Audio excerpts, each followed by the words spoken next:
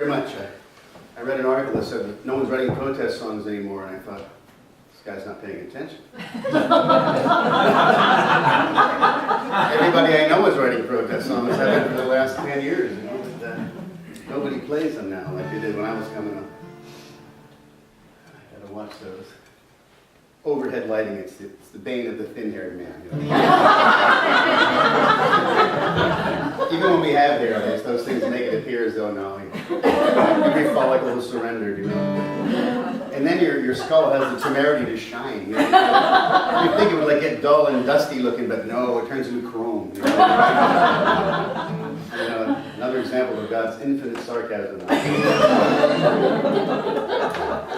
any event, I was having dinner before I started playing, and Chris, it was either Christy or you that said, "Oh, you're not having carbs."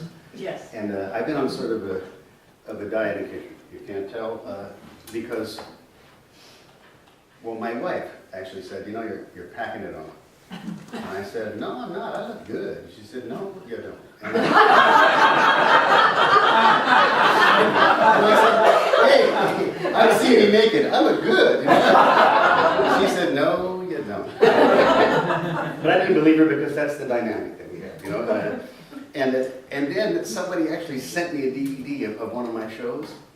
And I have to tell you, I was pretty tickled. I got one of those great big TV screens, you know. So I sat down in the den with the DVD in, and I sat down thinking, okay, I'm going to dig myself, you know. The whole show of me, too. No one's home but me. 2 hours of me, I can't stay. And I put it on, and I turned on the remote, and I sat back, and they go, "And now, ladies and gentlemen, James Lee Stanley." And out comes Alfred Hitchcock with my guitar. It was so high. I mean, it was like this fat bald guy with my guitar. I couldn't believe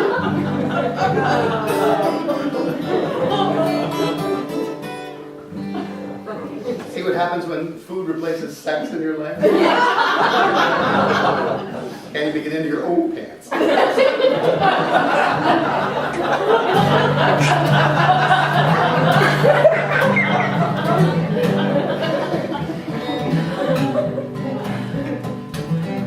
tell you what, I'm going to do one more protest song for you. And that's the end of the political rage. Because actually, this is the first time in my life that a man became president that I not only voted for, but wanted to be president. You know, it seems like my entire life I've been going, well, let's see, a bowl of caca and a bowl of caca. Which one? You know, and all of a sudden, I actually wanted to be president, and he is. It's like my entire act is gone. You know, what are they going to complain about? You know? But I suspect something will change. My idea of the thing is that you put the very best man you can find in the office, and then you watch him like a hawk. That's what I think you do. So somebody was talking about the protest songs, and as we were talking about them, I realized that protest songs are utterly useless because nobody listens to them but people that already agree with them. You know? I mean, do you think that Rush Limbaugh is playing my tunes right now? It's not happening. Yeah, I like that, James. I like his position on things. So I thought I'd better write a song that people who don't agree with me can hear. So I wrote this one. This is a new song. It's going to be my next album, which I call A Triumph of Hope Over Common Sense.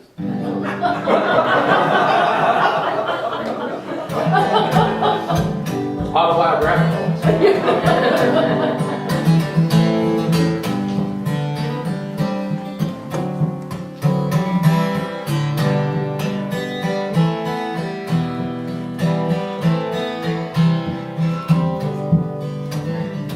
What would you do? Say it's all up to you. Say the whole world's in your head. Would there be change, or would things be the same? Have we already done all we can?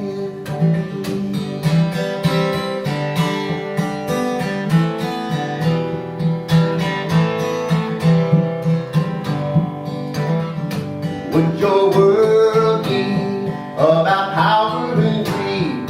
Would the choices you make lose our soul?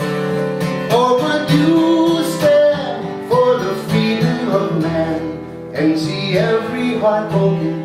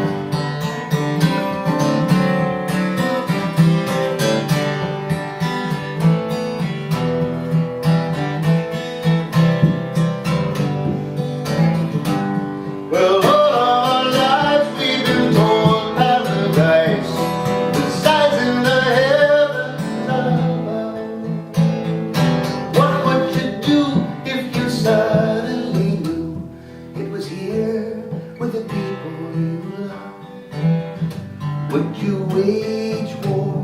Would you breed hate war? Would you use terror to rule? Or will the water run sweet and the land at our feet be peaceful and green, clean and pure? What would you do? Well, what would you do? What would you do? Say it's all up to you. Say the